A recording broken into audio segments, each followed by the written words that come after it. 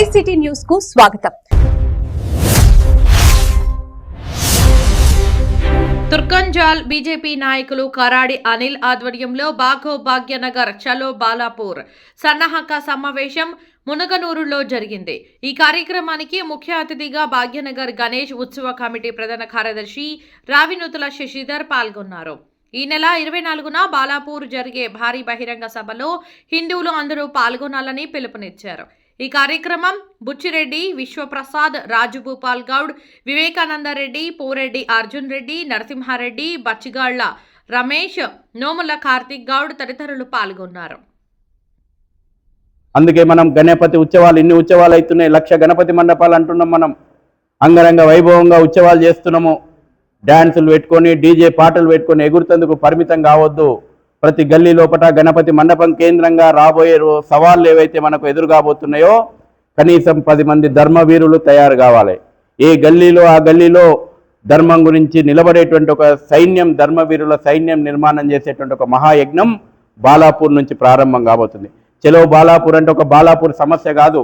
బాలాపూర్ మనం ఎందుకు పెట్టినామంటే 1980 లోపల భాగ్యనగర్ గణేష్ ఉత్సవ సమితి కేవలం ఉత్సవాలు చేయడం కోసమే కాదు, నగరాన్ని రక్షించుకునేటువంటి ఒక మహాయజ్ఞాన్ని 1980లో బాలాపూర్ నుంచి ప్రారంభం చేసింది. అదే స్ఫూర్తిని కొనసాగిస్తూ భవిష్యత్తు భాగ్యనగరం, భవిష్యత్తు దేశాన్ని రక్షించుకోవాలనేటువంటి స్ఫూర్తితోటి బాలాపూర్ నుంచి మనం ఉద్యమాన్ని ప్రారంభం చేస్తున్నాం. మొదటి దశలో మనం చాలా క్లారిటీగా ఉన్నాం. ఇప్పుడే జాగో బాగో అంటే సమాజం నిద్రపోతుంది. మొదటి దశలోపట హిందూ సమాజాన్ని చైతన్యం చేయాలి. ఈ 4 రోజులు 5 రోజులు మీకు మీరే విషయాలను అడ్రస్ చేయండి. సామాజిక మాధ్యమాల ద్వారా ఒక్కొక్క విషయాన్ని మీరు అవేర్నెస్ తీసుకొని రండి. బాలాపూర్కు పోవాల్సినటువంటి బాధ్యత హిందువుగా కర్తవ్యాన్ని గుర్తు చేయండి.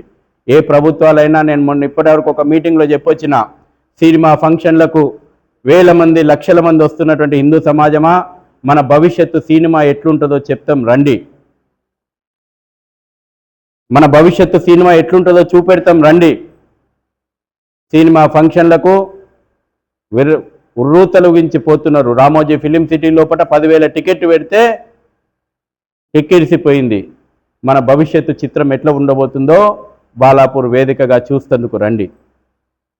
చెప్పండి, ఎవరికి ఎట్లా అర్థమైతే ఆ రకంగా చెప్పండి. దేవాలయాల కమిటీలను, వెల్ఫేర్ అసోసియేషన్లను, అన్ని రకాలైనటువంటి సంఘాలను కదిలించి ఇది ఒక మహా ఉద్యమం. ఈ ఉద్యమాన్ని ఈ తరం మనం ప్రారంభం చేస్తున్నాము. కేవలం బాలాపూర్ మీటింగ్ తోటి దీనికి పరిష్కారం కాదు. రాబోయే రోజుల్లోపట ఒక దీర్ఘకాలికమైనటువంటి ఉద్యమం మనం చేయబోతున్నాము. ఖచ్చితంగా భవిష్యత్తు భాగ్యనగరాన్ని మనం రక్షించుకోవాలి. సమాజాన్ని చైతన్యవంతం చేసేటువంటి పని కాబట్టి మొదటి దశలో మీ అందరూ కూడా సాధ్యమైనంత వ్యక్తులను, సమాజంలో ఉన్నటువంటి విభిన్న వర్గాలకు నాయకత్వం వహిస్తున్నటువంటి వాళ్ళను, విభిన్నమైనటువంటి సామాజికవేత్తలను వ్యక్తిగతంగా కలిసి ఆహ్వానించండి, తీసుకొని రండి. వాళ్ళందరినీ కూడా కలుపుకొని బాలాపూర్ లోపల ఈ యొక్క ఉద్యమానికి మనం పునాదులేద్దాం. రాబోయే రోజుల్లో కూడా మన ప్రాంతంలో కూడా అవేర్నెస్ క్యాంపులు తీసుకొద్దాం. మీకు వేదికపై ఉన్న పెద్దలకు, నా ముందున్నటువంటి నా హిందూ బంధువులకు అందరికీ నా హృదయపూర్వక నమస్కారాలు. మిత్రులారా, పెద్దలు ఇంతకుముందు చెప్పిపోయారు. హెడ్ మాస్టర్ చెప్పినాక విద్యార్థులు ఏం చెప్తారు అన్నట్టు హిందుత్వం గురించి వాళ్ళు చెప్పినంతగా గొప్పగా మనం చెప్పలేము. మనం అంతా రాజకీయాలకు పరిమితమైనటువంటి వాళ్ళు. అయినా కానీ ఈరోజు మన అంతా పరివార క్షేత్రం. ఈ పరివార క్షేత్రంలో మన నాయకులు ఏ కార్యక్రమం తీసుకున్న దానికి అండగా దండగా మనం అందరం నిలిచి ఉండాలి, విజయవంతం చేయాలి. ఏ కార్యక్రమం తీసుకున్నా సమాజం హితం కోసమే ఆలోచించేదే హిందూ మతం. ఆ హిందూ మతంలో జరుగుతున్నటువంటి దాడులకు, చేస్తున్నటువంటి ఆకృత్యాలకు అందరికీ తెలిసిన విషయమే. అన్ని గిట్ట కులంకషంగా మన శశిధర్ గారు మనకందరికీ వివరించాడు. మనము ఏ రోజైతే ఈరోజు వాస్తవానికి నిజంగా ఈరోజు జరుగుతున్నది అదే. ఇవాళ తుర్కంజాల్ మున్సిపాలిటీ, అదేవిధంగా ఆదిపట్ల, తుక్కుగూడ, బాలాపూర్, మీర్పేట్, బడంగ్పేట్ ఇవన్నీ గిట్ట ఒకప్పుడు గతంలో భాగ్యనగరంలో ఉన్నటువంటి మన హిందూ బంధువులంతా ఈరోజు అక్కడ ఉన్నటువంటి దాడులకు వాళ్ళతోటి తట్టుకోలేక, ఏగలేక, వాళ్ళ ఆకృత్యాలకు మనం అండగా కర్ఫ్యూ అయితే పరిస్థితులు ఒక్కొక్క రోజు 4-5 రోజులు వాళ్ళు ఇళ్ళకి బయటికి వెళ్ళని రోజులు ఉన్నాయి. మన తండ్రులు కానీ మన తాతలు కానీ ఆ పరిస్థితులు అనుభవించినారు. వాళ్ళంతా ఇట మన పిల్లలు క్షేమంగా ఉండాలనే ఉద్దేశంతో మన హిందూ మెజారిటీ ఉన్నటువంటి గ్రామాలకు వచ్చి వాళ్ళు ఇక్కడ వలసలుగా వచ్చి నివాసం ఏర్పరచుకున్నారు. ఈరోజు పరిస్థితి ఏమైపోయిందంటే దినదినానికి వాళ్ళు స్ప్రెడ్ అవుతున్నారు. వాళ్ళు ఒక ప్లాన్గా ఒక ఆలోచనతోటి దాదాపు ఇవాళ తెలంగాణలో ఉన్నటువంటి ఒక 50 అసెంబ్లీలలో వాళ్ళు గెలుపోవటంను నిర్దేశించే పరిస్థితికి దాపురించారు.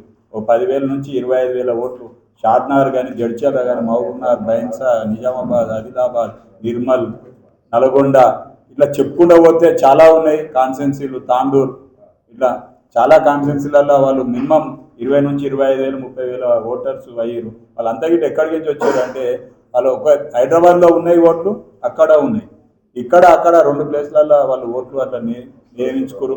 ఇప్పుడు ఇంతకుముందు గతంలో చెప్పినట్టు ఇప్పుడు బంగ్లాదేశ్ నుంచి కానీ, మయన్మార్ నుంచి కానీ వాళ్ళందరికీ దగ్గర ఉన్నటువంటి కాన్స్టిట్యున్సీలో ఉన్నటువంటి రాష్ట్రాలకు వచ్చి అక్కడ ఆధార్ కార్డు కానీ రేషన్ కార్డు తీసుకొని వాళ్ళందరి గిట్ట ఈరోజు భాగ్యనగరం తెలంగాణలో వాళ్ళకు కాంగ్రెస్ ప్రభుత్వం ఉన్నది. కాంగ్రెస్ ముక్తు భారత్ అని మన పెద్దలు ఏదైతే నరేంద్ర మోడీ గారు సంకల్పంతో అమిత్ షా గారు ఒక నిర్ణయంతో ముందుకు వచ్చిరో ఇవాళ భారతదేశంలో ఒక 3 రాష్ట్రాలల్లో కాంగ్రెస్ మిగిలింది. ఒక కర్ణాటక, ఒక హిమాచల్ ప్రదేశ్, ఇవాళ మన యొక్క తెలంగాణ. ఈ 3 రాష్ట్రాలలోనే వాళ్ళకు ఒక సొంత మేనల్లుల లేకపోతే అత్తగారింటికి కొత్త అల్లుడు వస్తే ఏ విధంగా చూస్తారో ఆ విధంగా ఈ ముస్లింల నుంచి వచ్చినటువంటి రోహింగ్యాలకు వాళ్ళకు చాలామందికి ఇక్కడ షెల్టర్ ఇచ్చి వాళ్ళకి రేషన్ కార్డులు ఇచ్చి వాళ్ళకి అన్ని విధాలుగా ఇప్పుడు డబల్ బెడ్రూమ్లో కట్టినటువంటి ఇళ్ళ ఇళ్ళు వచ్చినాయి. నేను ఆ మధ్య ఒక విషయం పైన మన అందెల శ్రీరాములు గారు బాలాపూర్లో ఉన్నటువంటి మల్లాపూర్ ఏరియాలో రోహింగ్యాల గురించి సెర్చ్ చేసినప్పుడు వెళ్ళినప్పుడు అప్పుడు కమిషనర్ గారి ముందర మేము మాట్లాడడం జరిగింది. కమిషనరే చెప్పిండు డబల్ బెడ్రూమ్లో వచ్చినాయి గౌడ్ సాబ్ అని చెప్పి. అంటే వాళ్ళ పరిస్థితి ఎంత సపోర్ట్ దొరుకుతుంది వాళ్ళకి అంత అండదండగా కాంగ్రెస్ పార్టీ ఉండడం వల్లనే ఈరోజు మన తెలంగాణలో మయన్మార్ నుంచి వచ్చినటువంటి రోహింగ్యా గాన్లు చాలామంది విచ్చలవిడిగా ఎక్కడ పడితే అక్కడ వాళ్ళు స్ప్రెడ్ అయ్యారు. వాళ్ళు రాయొచ్చు కానీ కింద ఉన్నటువంటి సెకండ్ క్యాడర్కి అయితే ఒక భావం ఉంటుంది. హిందుత్వ భావాలు ఉన్న వాళ్ళని మనం అందరం కదిలి లేపితే తప్పకుండా సహకరిస్తాం. ఈ విజయవంతం చేయాల్సిన బాధ్యత మనందరి భుజస్కంధాలపైన ఉంది. పెద్ద ఎత్తున మనము బాలాపూర్కు వెళ్దామా?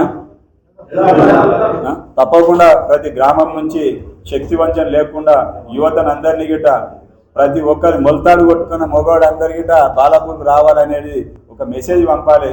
తప్పకుండా తీసుకురావడానికి కృషి చేస్తారని చెప్పి ఆశిస్తూ ఈ అవకాశం ఇచ్చినటువంటి ఇప్పుడు ఇబ్రాహీంపట్నం కాన్స్టిట్యున్సీ బ్యాంక్ కాలనీ వాసులకు అందరికీ హృదయపూర్వక కృతజ్ఞతలు, ధన్యవాదాలు. ప్రజలు చైతన్యవంతం చేసి ప్రజలు యాక్షన్ రూపకంగా మనం రేపు జరగబోయే బాలాపూర్లో సభను విజయవంతం చేసి పెద్ద సంఖ్యలో, ఎందుకంటే ఏ కార్యక్రమం చేసినా సంఖ్య అనేది చాలా ఇంపార్టెంట్.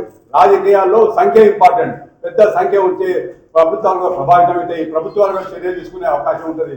కనుక ఈ రోహింగ్యా ముస్లిమ్స్ ఒక కేంద్రం ఒక సెంట్రలైజ్డ్ కుట్ర జరుగుతుందన్నమాట. అక్కడ ఢిల్లీలో ఉన్న జామా మస్జిద్ కేంద్రంగా ఎక్కడెక్కడ ముస్లిమ్స్ తక్కువ ఉన్న సంఖ్య అక్కడక్కడ పోయి డిప్లాయ్ చేసే కుట్ర జరుగుతుందన్నమాట. ఆ ఏరియా మొత్తం కబ్జా చేయండి, ఆ ఏరియా మొత్తం లేబర్ మొత్తం వ్యవస్థను కబ్జా చేయండి.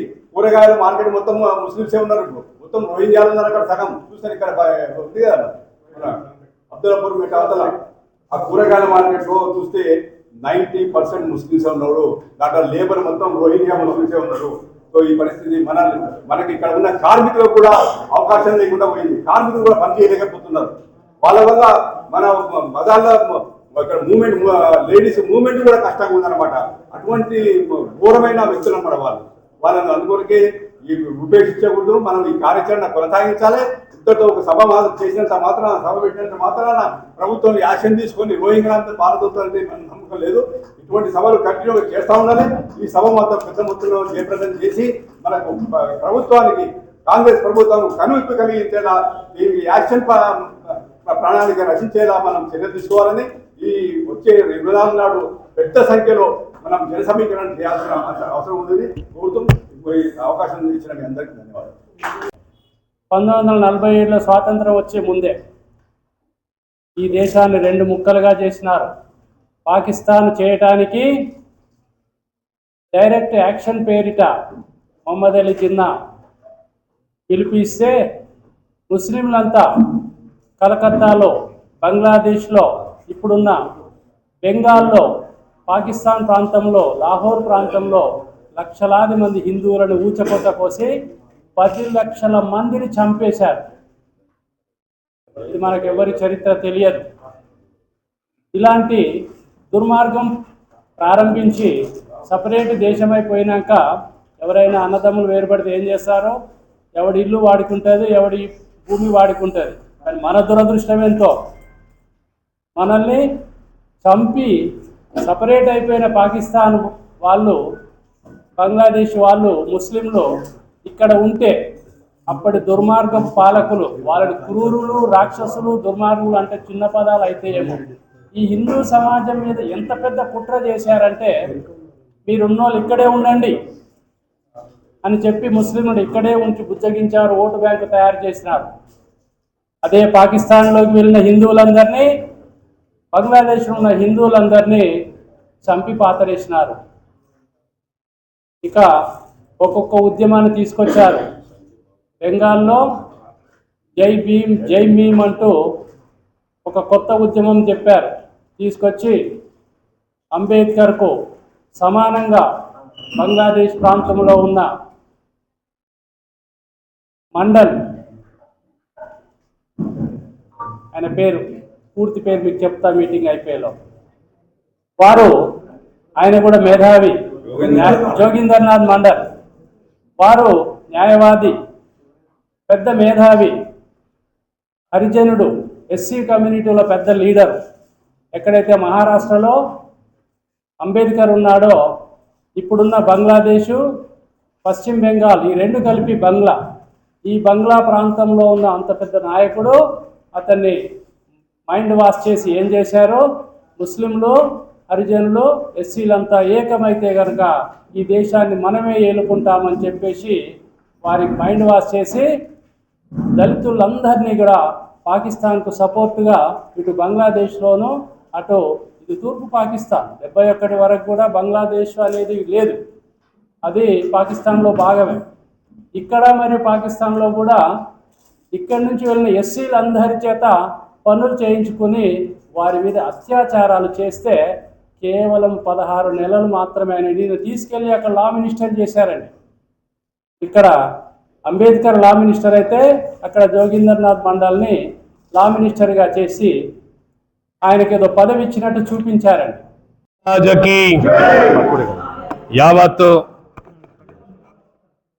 యావత్తు భాగ్యనగర్ వాసులందరికీ కూడా తెలియపరచడం ఏమనగా, ఈ మీడియా ద్వారా ప్రతి ఒక్క హిందూ బంధు, సనాతన ధర్మికులు అందరూ దీక్షాపరులు, అయ్యప్ప దీక్షనే కావచ్చు, శివ దీక్ష కావచ్చు, భవానీ దీక్ష కావచ్చు, లేదా హనుమాన్ దీక్ష కావచ్చు, ఇవాళ మన యొక్క కేంద్ర బిందువు అయినటువంటి మన యొక్క దేవాలయాల నుంచి ఏదైతే మహిళామూర్తులు లలిత సహస్రనామాలు, విష్ణు సహస్రనామాలు, వీళ్ళందరం కూడా ధ్యానం చేస్తూ, పూజలు చేస్తూ మన యొక్క ధర్మరక్షణ కోసం ఇవాళ ఆపదలో ఉన్నటువంటి భాగ్యనగర్ని కాపాడాలంటే జాగో హిందూ చలో బాలాపూర్ మనం 24వ తారీఖు మనం ఇస్తున్నటువంటి పిలుపుని అందుకొని ఇక్కడ ఉన్నటువంటి బస్తీవాసులు 29 వార్డులు, 9 గ్రామ పంచాయతీలు ఇవాళ తుక్కుగూడ తుర్కెంజాల్ సంబంధించినటువంటి ఇవాళ జరుగుతున్నటువంటి సమావేశంలో చాలా మనస్ఫూర్తిగా వచ్చినటువంటి ధర్మవీరులు, హిందూ సింహాలైనటువంటి వ్యక్తులందరూ కూడా పిలుపునిస్తూ ఇక్కడ ఉన్నటువంటి ప్రతి కాలనీ నుంచి, ప్రతి గడప నుంచి విచ్చేసినటువంటి భక్తులకు మా యొక్క ఈ మీడియా ద్వారా ఇస్తున్నటువంటి పిలుపు రేపు మన భాగ్యనగరానికి ఒక మలుపు జరగాలని మేము కోరుకుంటున్నాము. ఇవాళ ఈ యొక్క రోహింగ్యాసు యావత్తు దేశం నుంచి ఎస్ఐఆర్ చేస్తుంటే ఇవాళ అన్ని ట్రైన్లు హౌరా ఎక్స్ప్రెస్సే కావచ్చు, లేకపోతే లక్నో ఎక్స్ప్రెస్సే కావచ్చు, రాజధాని ఎక్స్ప్రెస్సే కావచ్చు, లేకపోతే బీహార్ నుంచి వస్తున్నటువంటి ఎక్స్ప్రెస్సే కావచ్చు, అస్సాం నుంచి వస్తున్నటువంటి ఎక్స్ప్రెస్ కావచ్చు, ఈశాన్య రాష్ట్రాల నుంచి ఏ బార్డర్ నుంచి అయితే వస్తున్న ఎక్స్ప్రెస్లో చూస్తే ఆ రాష్ట్రం కాలయి కొత్త రాష్ట్రంలోకి ఎంటర్ అవుతున్నారు.